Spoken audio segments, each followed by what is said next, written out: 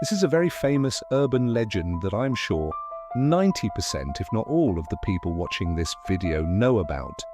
It's the story of 5 people thrown into a room to conduct an experiment on sleep deprivation. Hello, it's me again. And today I will decode the Russian sleep experiment for you. In the 1940s, Russian researchers conducted an experiment keeping 5 people awake continuously for 15 days using an odorless gas mixture. These individuals were kept in a sealed environment. Oxygen was continuously pumped in. But alongside it, the gas mixture was maintained at an appropriate ratio to keep them alive and, above all, unable to sleep. In that spacious room, they had everything they needed: books, cots to rest on, a running water and sanitation system, and enough dried food to sustain life. And they were political prisoners captured during World War II. During the first 5 days of the experiment, the prisoners constantly complained, asking if they would be allowed to return home if they complied with the Russians and completed the experiment. Meanwhile, their conversations were continuously recorded and their behavior was always observed by a hidden camera system. The 5 of them usually chatted about what they had experienced in the past: family, wives, the war. And by the 4th day, the conversations gradually took a dark and mournful turn. On the 5th day, the participants tended to recount the actions and events that brought them there. Some began to show signs of paranoia. They stopped talking to each other and constantly whispered into the microphones, which they used when they wanted to request something. The whispers were hard to hear, spoken in a low voice, or they would just stare intently at the one-way glass, where the scientists were monitoring them day and night. Perhaps they thought they would get through the 15 days without sleep, and the scientists thought it was an effect of the gas. On the 9th day, one of them began to scream wildly. He ran around the room, screaming at the top of his lungs for 3 hours straight, until all he could produce were meaningless croaking sounds. Perhaps his vocal cords had been torn, the scientists thought. But the most surprising thing was the reaction of the remaining individuals.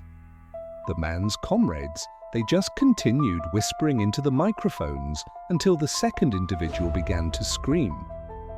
Suddenly the screaming stopped, just as the whispering into the microphones also fell silent.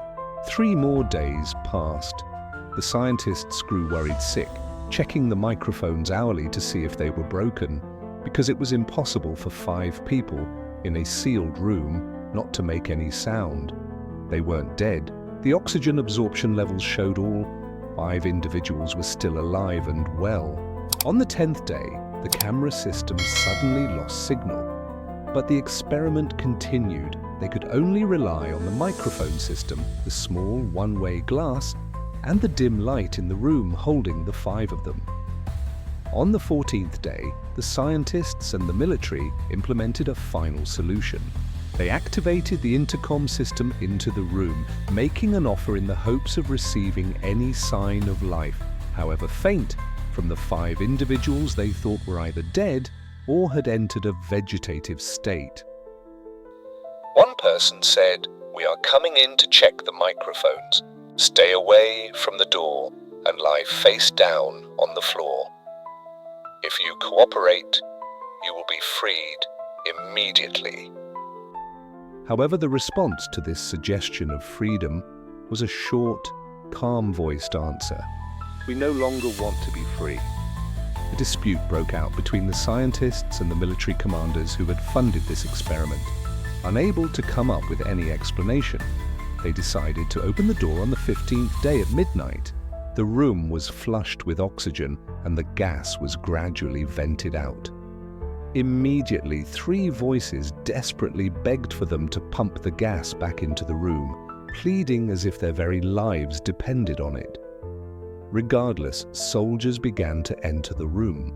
They began to scream more wildly than before, and what the soldiers saw seemed to be beyond their imagination.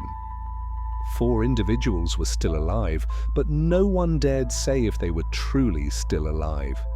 The dried rations were still untouched, showing that from the 5th day on, they hadn't eaten a single bite. In the corner of the room, a pile of flesh and organs from one person had clogged the room's drain. It seemed this person had continuously clawed at their own chest and abdomen until they died.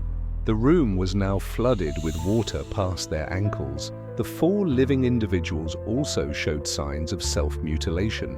The skin on their chests and abdomens was flayed. Skin and blood still clung to their gaunt fingertips. "How can we call them human?" the soldiers said to each other.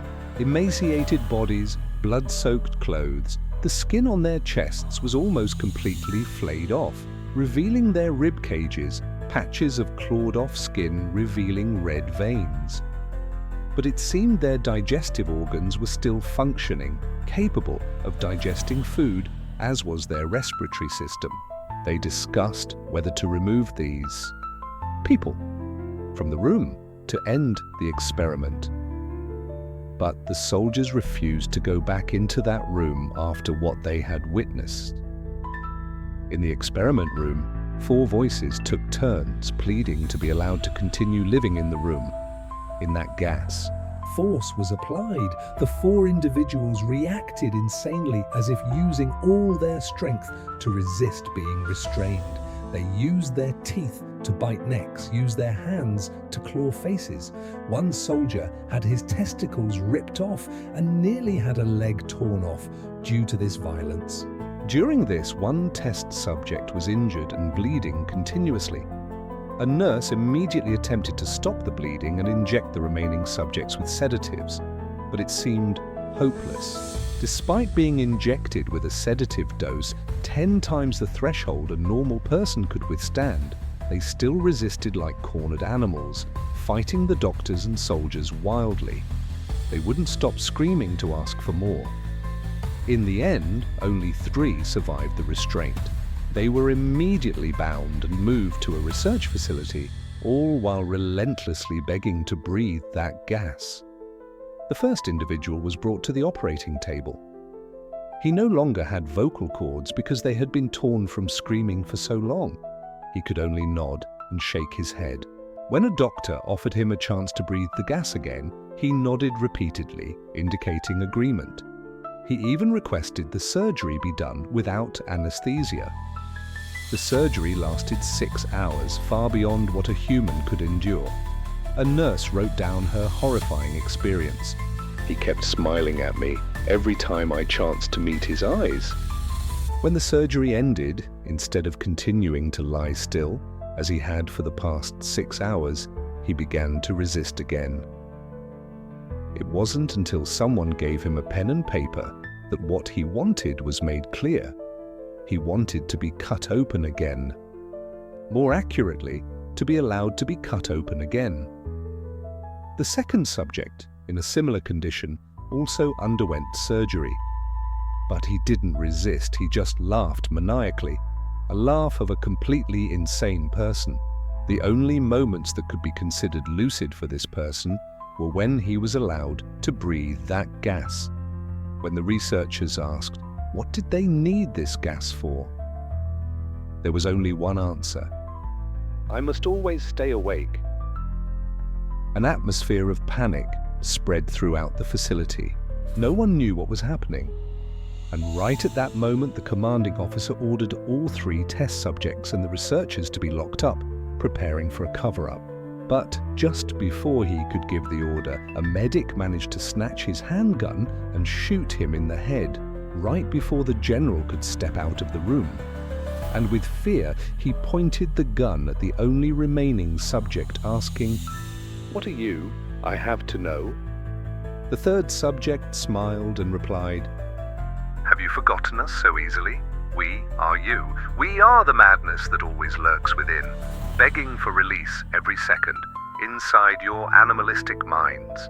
We are what you always try to hide from in your beds every night, the thing you try to sedate every time you want to find the peaceful sanctuary of the night, a thing that never comes." The medic stood stunned and a moment later fired, killing the research subject with a shot to the chest. The last words before the subject drew his final breath. "So close to freedom. And that is one of the most famous creepypasta stories in the world. So, is it really true? The answer is no. I don't know if there was any such experiment in history, but the story about this picture is definitely not, and the truth is simpler than you think. This is just a product of special effects and Photoshop to transform a person's image into something resembling a mummy, making the surrounding room darker and colder to look like a laboratory. And that is the theory of many people online. As I said, the truth is much simpler than you think. This guy who looks like a mummy even has a name, Spasm. His job is to be a decoration for horror-themed holidays, typically Halloween. He doesn't harm anyone. Although he has an appearance that doesn't inspire much sympathy, he was still used by many people for Halloween, especially between 2005 and 2008. And he is just a victim of social media. When some jerk took him home and took sensitive photos, then edited and posted them online, along with a terrifying story. Now, not only does he have a bizarre appearance, but he is also famous for an equally bizarre story.